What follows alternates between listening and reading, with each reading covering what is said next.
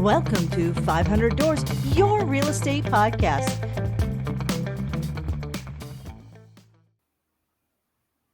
Welcome back to 500 Doors. Super excited that you are taking your time because we know our time is our most valuable resource. And I'm always looking for people that have great slogans or great names to their real estate and they have a true identity. And I mean, come on. Who are you going to call? Prescott Paul. I love this. I've got to put that up.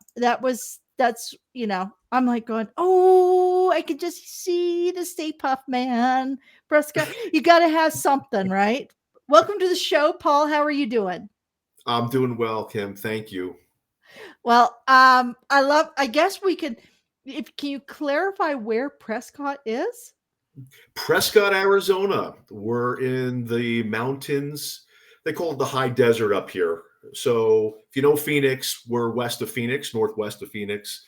And Prescott's been around for a really long time. It's a small town. We probably have about 120,000 people.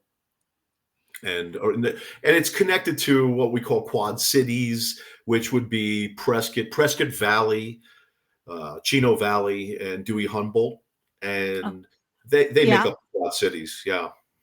Well, the name of the show, 500 Doors, is literally from my perspective, that all you really need to be a successful, sustainable, scalable real estate agent is service to 500 Doors. You don't need to have a city of 2 million in order to be a top performing real estate agent.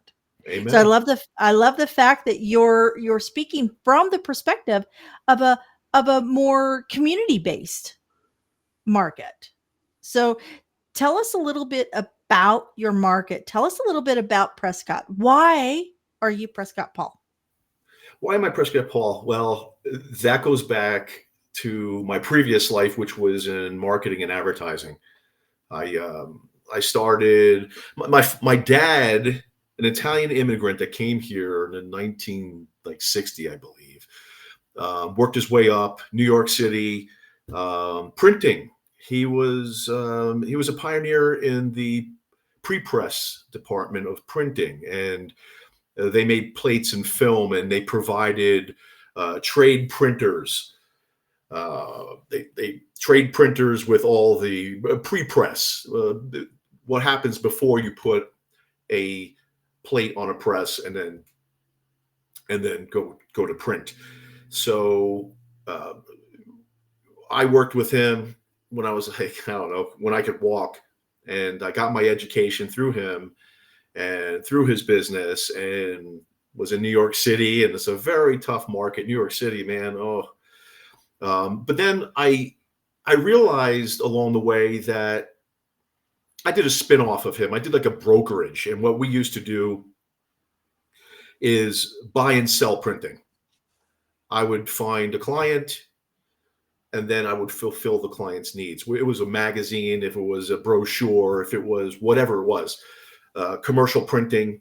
And then I would go and buy it from trade printers, binders and stuff. So I was probably at that point, in my early 20s when I went off on my own. And I got a great education, school of hard knocks, and realized that I wanted to go more so into the advertising and marketing end of that. So now in commercial print. So I, again, ventured out and I started to buy advertising. Sorry, I need to mark that time for 4 minutes. I thought I had turned that off. 4 minutes. Disruption. So let's take it right back to the advertising, marketing, and so in my marketing and advertising business, basically it's a one-man show, and then I ended up partnering with a gentleman. I worked for a couple of commercial printers in my area. I was in New Jersey at this time. I was living in New Jersey. Oh, Jersey. Yeah. New Jersey. It was that has winters. New Jersey's yeah. Don't weird go place. there. I shovel more than I carry an umbrella. Don't go there. And yeah, so I mean, I got my basic um, education through trial and error, and in that industry, I've had many contacts and stuff like that. Moving on with my life, I kind of um, focused in on billboard advertising, and then the internet came about for me in like 2002, 2004, maybe. The internet was just in its infancy, and I remember getting into and selling websites. And back then, man, coding for a website and all this stuff took forever, and it was Google wasn't really huge yet. They were still in their infancy stage. But anyway, we started selling. So I got a great education of marketing, advertising, and I was a salesman. Basically, you have to sell yourself, and you have to, I bought and sold. But you know what? Reflecting back, all those things that I did in marketing and advertising were today in real estate. It's basically you're just using, different clients and different, it's a different market. It's a different product. And but I had all the fundamentals of, buying and selling, and then filling in the gaps, because when you're in your own business, you wear many hats. I remember, so for me, I got a great education there, and then I ended up, I was doing very well in that business, and I built my own house. Not me actually nailing, boards and beams together, but hiring subcontractors. I was a general contractor. I hired an architect, and then we went off the plans, and I hired all different subcontractors, and I built this 6,000 square foot home on a lake. You know, and probably hindsight is 2020, Yep. they say. I started in 2006. So guess what happened maybe the next year and the year after? The market, it crashed. Mhm. So I not only took a bloodbath with financially, my house started out on paper of $1.5 million back then, and then ended up going down and down and down over the years. It just, anyway. Did your build price go up too, though, during that time? Because we went through a very similar. My husband and I, we overbuilt for our neighborhood because we were on a great Yeah. lot, and we farmed our neighborhood, and our business was there, our community was there, our friends were there. And so we started the process mid 2006, and then it was only supposed to be a build process of 9 months, ended up going like 18 months. It was just crazy. And the 16. price, yeah, and the price went from like 400 and something to 800. And then yeah, oh, it gets better. In Canada, so our banking system and our housing system is set up very different. So our real estate, in all truth, is far more streamlined than in the US. So literally, we do a deal, and you have your lawyer and your banker, and if you choose to do, which I always encourage, a home inspector. There's no title, there's no escrow, none of that. So when you put an offer in, within 7 to 14 days, if your bank has approved the finance, that finance is good to go, even if the possession's in 60 days. The only thing that can disrupt that is through like major loss of employment or something like that. However, I don't know if they have this down there. Oh my gosh. There's a very fine clause at the bottom of mortgage with improvements, and that's what we were doing. And that fine clause says, if the market were to correct in either direction of 10% or greater, they have the right to renege all financing. Yeah. Did So they? so the market crashed, and we were left holding the bag for a close to like a $500,000 outstanding debt to the bank. So And what, I am happy to say none of our contractors were left on the hook. We went and we went through all of our credit cards and we maxed everything out. We paid our contractors and we went and got all of our tax money, which actually turned out to be a bad decision. But we took all the money we had put in our tax account and paid all of our contractors because we did not want to impact small business. So when you're talking about this, we were doing the same thing in the same timeline, different country, different circumstances, different markets, but had same thing. So the only reason I'm pointing this out, folks, is that there's a real story of resilience here that I totally identify with. And we all go through this. I don't think we can be empathetic to our clients if we haven't gone through something like this. it's been rough, Kim, over the years, and you know how it goes, especially in real estate. It's Mhm. it's so up and down, and then you can't control what buyers and sellers, how they act, how they conduct themselves, and so there's way too many factors. I'm here. Oh, my screen went blank. I'm like, oh, what happened? There's, um, yeah, there's too many factors, too many variables to get your arms around. I mean, so you kind of have to. And here's where I want to go with the part that really changed my life in a positive Awesome. way. is Awesome. is my relationship to Jesus Christ. I at in 2014, 13, 14, I was married at the time when I built that house, and by that point, financially, it had taken everything and then some over the years to hold on to that house, to hold on to our finances.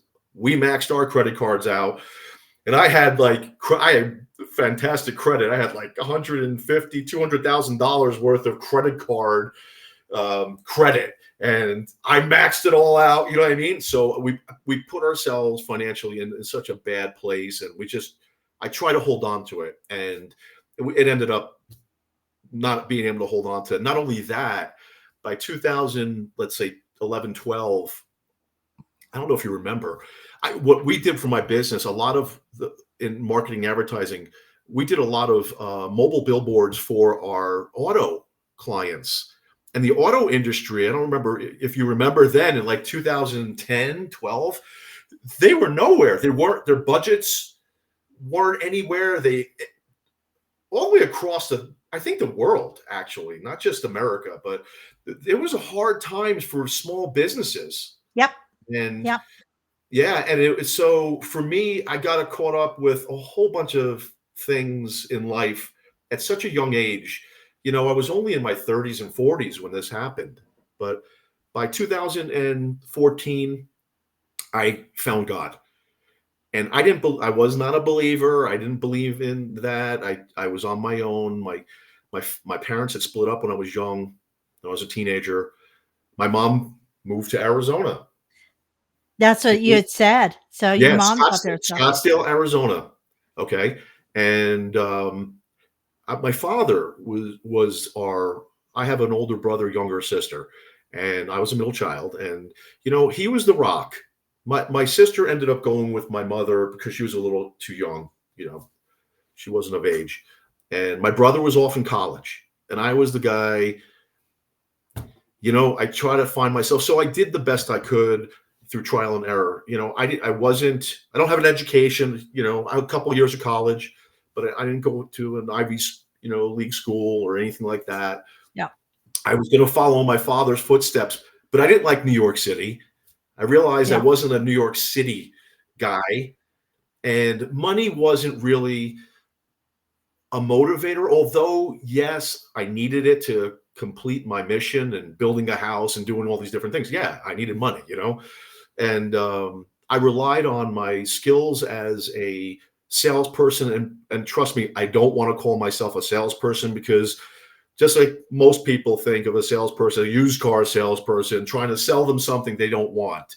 And I still feel like that in the real estate world sometimes, where people think I'll Yeah, go to it's some house that they don't, you know what I mean? They're protect themselves against me. I'm like, well, yeah. look, I'm not like that. I'm not like that. So, so anyway, so I mean, I found God, and um, in a big way, I had a supernatural experience in a small town of Rockaway, New Jersey, in a church that I didn't know was it's a Pentecostal church.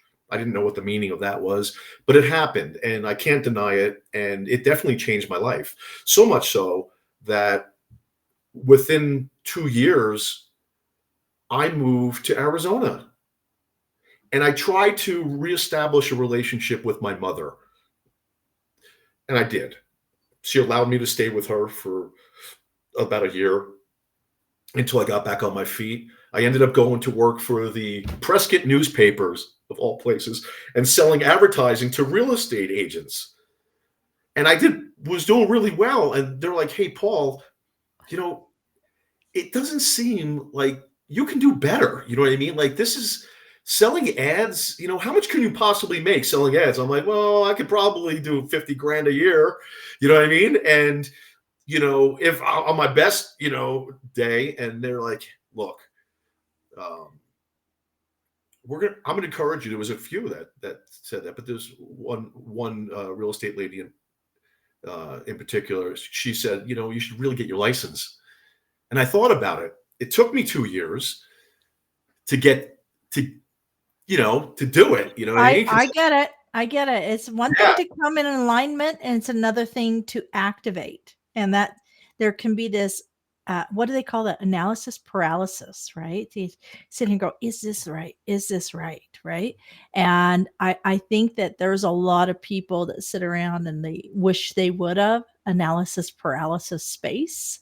But the reality is, you did do it, and you're bringing with it all of these experiences that people can find, um I guess, solace in a sense. You know what I'm saying? Like, you can bring a different level of engagement. um I know that for us, having gone through what we went through with our house in 2008 to 2010, we ended up serving a lot of people who were going through very similar circumstances. And we went in, and there was no judgment. It's just, we're going to respect your space. And we would see a lot of turmoil, especially turmoil with young families. And I remember one specifically where the gentleman had basically almost paid his house off. And then with the recession that hit, he took a loan out to keep his general contracting company afloat, and everything just kept continuing to fail. And it wasn't due to him, it was due to the circumstances of the economy, and the circumstances around what we were doing in globally. This was a global issue. This is a, you know, and while everybody's bailing out the big players, the individuals, SMEs, the small, medium enterprises, were literally decimated. And this gentleman who had literally almost paid off his house, then had taken a loan, was now losing his home. And he had a wife and 3 young ones. Young. We're talking diapers to elementary. wow. And they were under so much stress. And we gained their confidence. And she came to me and she goes, we just need to go separate ways. And I told them, going through this process, you've got 90 days leeway with the bank. You need to stop paying and start shoveling all that money underneath the mattress, because you're going to need every dime to relocate safely with your children, to make sure you're in a good school district, to make sure that you've got a solid roof over your head while you're going through all these processes. And so I kind of guided them on the things that people don't talk about. But then she shows up and she goes, I'm done. I can't do this. I'm so angry. And I said, it's okay to be angry. But right now is the one time in your life your children need you, and that they need you to be strong enough. If you're going to get divorced, hold off, give 12 months of patience and space. Do it combined so the children land. And they ended up getting counseling and staying together because they didn't do anything really And I want people to hear this, because real estate is more than just the four walls. It's Amen. creating relationships and supporting those people. And I mean, I've had over 1,500 real estate transactions in my career that I've touched, and 70% were listings. And I only have one listing and buyer seller. So that was that to this day weighs heavy on my soul, weighs heavy on me. All the others, I feel like I 100%, and that one that weighs heavy was not to my, it wasn't my fault. I was just part of a larger circumstance. And, and I think that's what people, that's what I love what you're bringing to this conversation, Paul, is that there is a human element to serve the human beings working to build their real estate legacy, working to build a financial legacy, working to become part of a larger legacy like their community. You have to go through it. You got to climb through the mud. You know what I mean? Like, and then look, I listened to some of your other podcasts, and I think the most successful people, especially the people who've been at 30, 40 years, have climbed through it, and they've come out on the other side. And, and I think a lot of agents today get into the business unrealistically.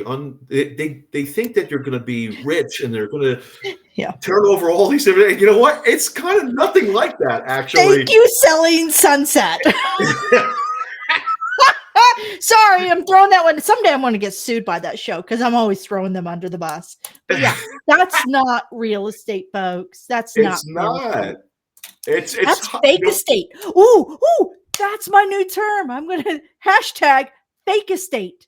That's what that is. That's not real estate. Real estate is the real world. Let me give you a little taste. And look, Awesome. I don't have that much pride. And I'll tell you what, I'm telling you the truth. It's been a struggle. I've been a real estate agent for 6.5 years. Okay. Which in the scheme of things, it's just enough to kind of get your feet wet and be a professional in this arena. But it's still, compared to some of the other Prescott real estate agents, I'm like a baby. I'm an infant in the industry. You know what I mean? So for me, I'm battling. Let me give you real statistics. Okay. So in Prescott, there's about 120,000 homes. Okay. And right now on the market, we have probably about 1,400 maybe that you can purchase. I'm talking $100,000 to $10 million. Yeah, it runs the whole gamut, Wow. And yeah, it's a great place. And we have about, I think at this point, we were up to like over 3,000 agents in a small area. So not only am I buying, bidding against other agents trying to sell a home, you know what I mean? So what makes me stand out is well, I'm Prescott Paul, you know what I mean? Well, that's my PLLC, but what separates me from the rest of the competition is I'm all about the people and not the money. The money will come if you allow it to. If you're good at what you do, money will come because people want to deal with you. You have to develop your brand. You have to develop your relationship. We are our own brand. Yeah. And so for here in Prescott, it's really difficult to make a living at real estate. And I chose this profession because I actually felt God nudging me, because part of my ministry, no lie, every single one of my clients has it's been a godly experience with them. They go through all kinds of emotional stuff. And they I go think through all kinds of financial stuff, and I'm there trying to help them with my experience. Well, and I think it's really important to stay true to who you are, because there's that saying, if you speak to everyone, you speak to no one. And I really do believe so. Out of, let's say, 3,000 real estate agent, only 1,500 are full-time, real, honest to goodness real estate agents. And then out of that 1,500, you have about 150 that are doing 80% of the transactions, right? Now, first of all, Paul, anybody that gets past the 36-month mark is, as far as I'm concerned, a success, because we know that 87% of all real estate agents flush out. However, what's really fascinating is when you start cross referencing these numbers and these statistics with entrepreneur numbers and small business numbers. So 90% of small businesses will be out of business within 10 years. Only 9% of small medium enterprise will actually ever crack seven figures. Only 9%. So there's all these things that I think we tend to forget, that it's the best to stay in the long term and conserve the most. And it's not necessarily the best at a computer program, or the best at a click funnel, or the best at this, or the best at that. It's literally the best human being sitting across from you at the kitchen table. There are agents who their entire focus is on the corporate clients who are buying tracts of housing, right? Versus those homes staying in the residential real estate space. There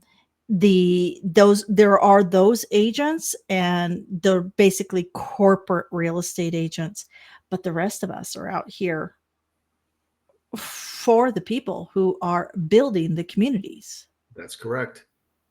And they come So in all shapes and sizes, all different, absolutely.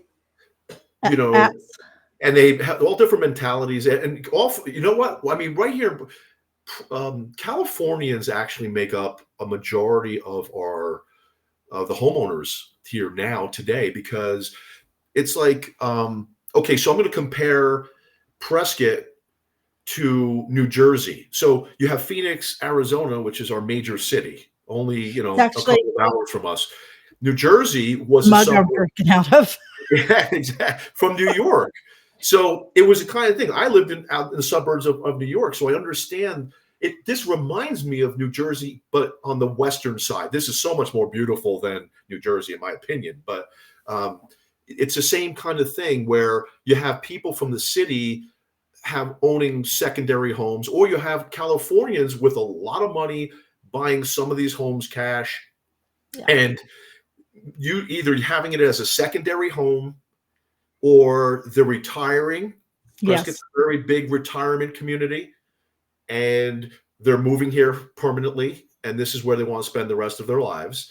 Or you have people that, I mean, Arizona's Yeah. has always Canadian. been a conservative You got all state. the snowbird. You got all the snowbirds. Like Yeah, I, exactly.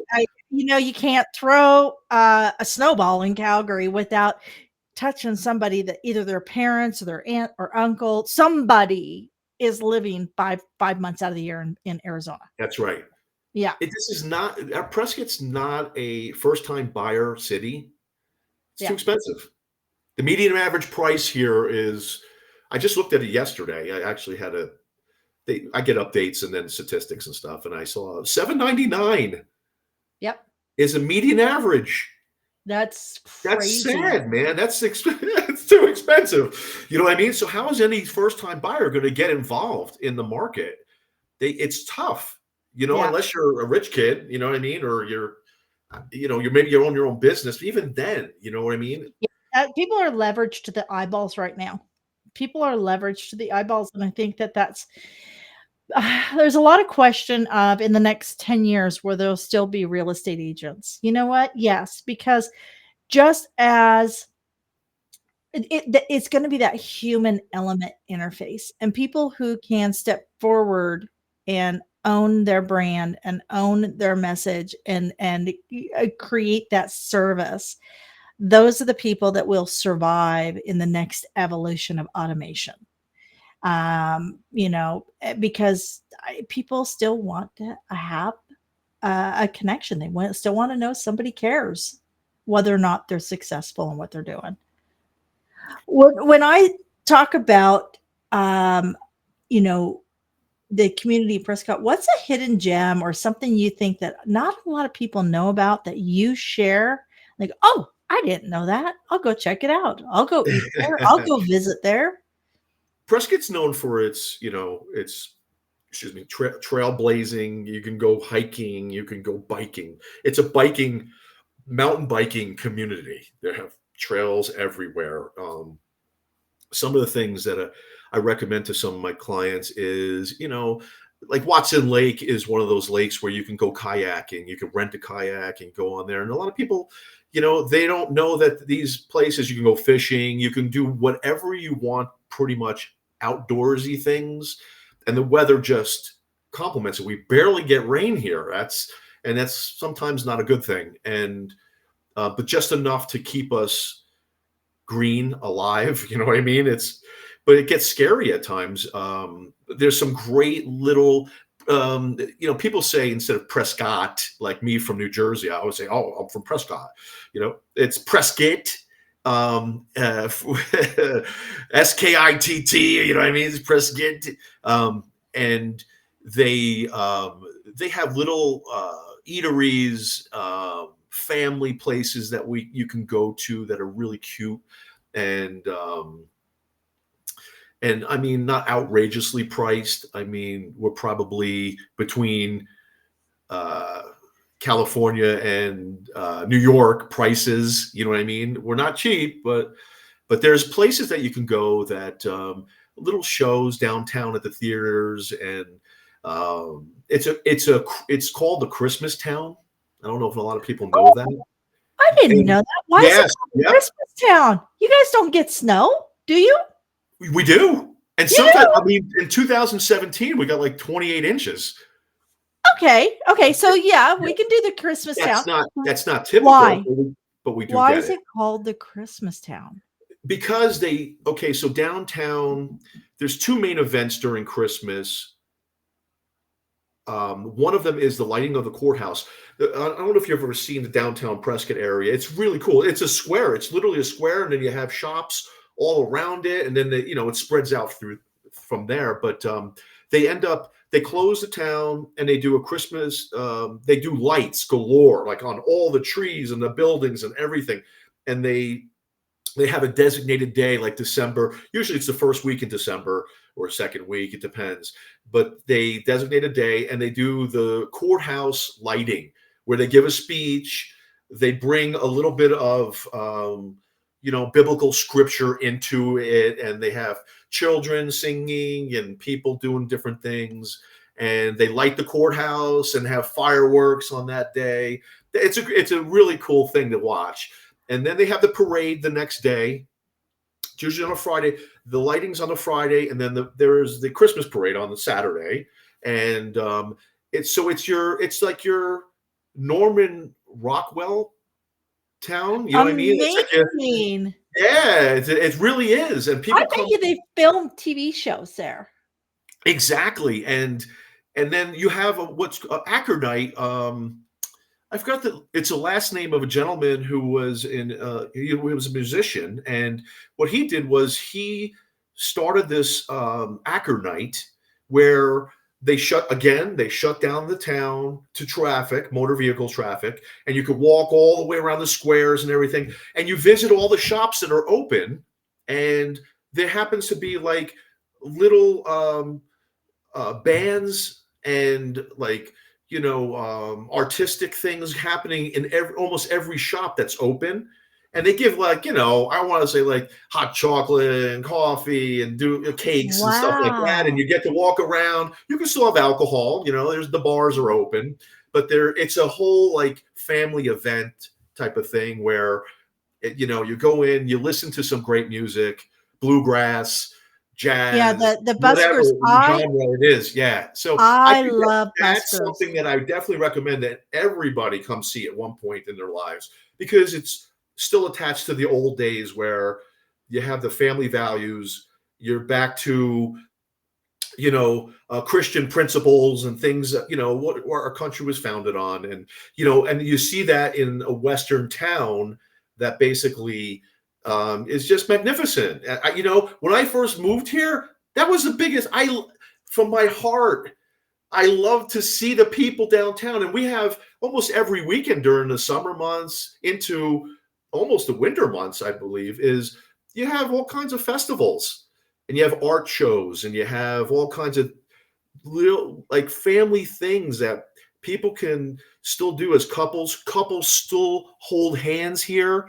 I walk with my wife downtown all the time, and we love to hold hands. Well, I mean, we love to hold hands in the Costco, and I was thinking you're but talking hot chocolate and coffee samples earlier, and I'm going, "Ooh, this sounds better than Costco on Saturday." that's what I love about this town. It's just so back to my childhood. Yeah, You know what I'm yeah, saying? And it's so like nice to have people that are loving, yeah. and you know what I mean? And I think in this day and age, it's hard to find in this world where And community is the number one thing people are really struggling with, is that connectivity, especially since COVID. There is a real epidemic of not feeling connected. And it's nice to hear that Prescott has a foundation that, if you choose to embrace it, can help you lean into a community. That's what I'm really taking away from this conversation, is it that there is. is a It's really thank that you for joining us at small the town 500 America, Doors, your Kim. real It's estate that podcast. old-fashioned Don't forget Western to like, town that it's subscribe, still, you know, the comment, buildings and reflect, share. you know, the Western designs and all that stuff. And you have that square where you can get food and drink and whatever you want and entertainment. And it's, Yeah. it's honestly, it's a great place to live. Hands down, I should have done it a long time ago, but shoulda, woulda, coulda. Here I am. And you know what? I'm trying to serve my community the best I can. And I do it under God's authority. I changed my ways of life, and money is not my motivator any longer. It's, you know, it's the secondary. I need it to survive. We all Yeah. do, you know. Yeah. It's No, not I my main get it. focus. I get it. It's that whole triple bottom line, bringing it back in alignment, the people, the planet, and the profit. So how are you? And instead of planet, let's just make it community. So how do we serve our communities? Um, Having made it past the 36-month mark, what's one thing that you would encourage all real estate new agents to do on a daily basis to help them build their business? We hear people talking about door knocking. We hear people talking about cold calling. We hear all these things, but when we talk about the basic fundamentals of building a business, what's one thing you could advise? Volunteer. Volunteer your time.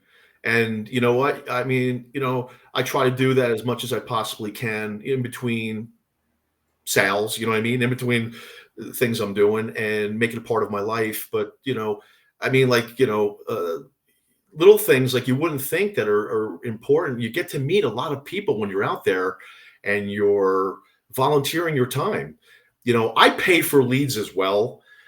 You know, so I get it multiple different ways, but the best way is always word of mouth, and the way that people can see you in your native environment when you're at your best and you're dealing with people and you're, um, you know, you're showing who you really are. And if you can just put your uh, you put your focus and your attention on the people, the money will come. I promise you. It's not you. And if you do it in I reverse, think the volunteerism it's a mistake. it is an essential part of being a community leader, because that is in essence what you're becoming when you become a successful real estate agent. It's no different than the person who, and I'm going to use a bodega, a corner store, right? The person who runs a corner store, people know that that person is going to know who's in their community. It's the same thinking. The butcher, the baker, The and the real candlestick estate maker. maker. Yeah. Yeah. So, I love that. uh, Paul, I cannot thank you enough for sharing your time. Second time's a charm. We crossed paths before, gave me a chance to dig a little bit deeper into who is Paul, and who you gonna call? Prescott Paul. Who you gonna call? Prescott Paul. Thank you for joining us here on the 500 Doors. Thanks for Um, having me, Kim. take Really appreciate it. Absolutely. Love what you're doing. Keep Uh, doing it. You're doing a great job. Thank you, Paul. All right, folks. That's it. All I can say is give yourself some grace and the space so you can serve your community. And don't forget, like Paul says, go out there and do some volunteerism. This world needs a hug. You can do it. And until Amen. next time, be good to yourself. Thank you for joining us at the 500 Doors Your Real Estate Podcast. Don't forget to like, subscribe, comment, and share.